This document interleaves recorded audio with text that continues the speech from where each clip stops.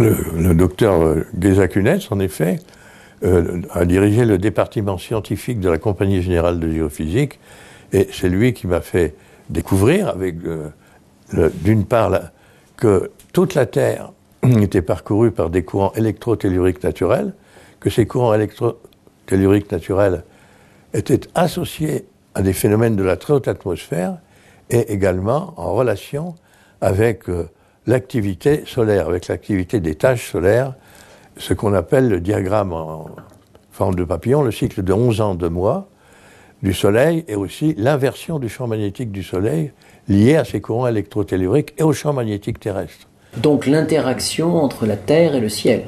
Entre la Terre et le ciel dans la sphère des mobiles, là, notre système solaire.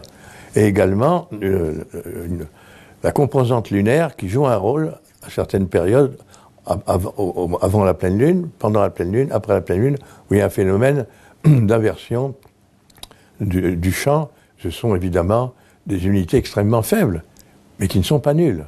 Bien sûr. Donc il y a des phénomènes d'interaction de cet ordre, et les courants électrotelluriques parcourent toute la surface du globe, les océans.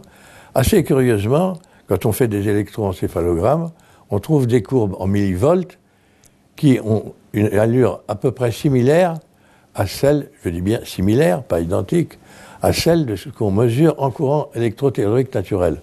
Des courants oscillatoires, des grands mouvements, des à-coups, et aussi, bien sûr, quand il y a un orage, eh bien, l'enregistrement de l'orage à des milliers de kilomètres. On peut faire des travaux avec le magnétisme terrestre qui permettent d'utiliser comme source d'émission primaire les orages tropicaux et faire la mesure de ces orages par rapport au sol et au sous-sol par la méthode AFMAG au Canada, à des milliers de kilomètres de là, et on reçoit l'information.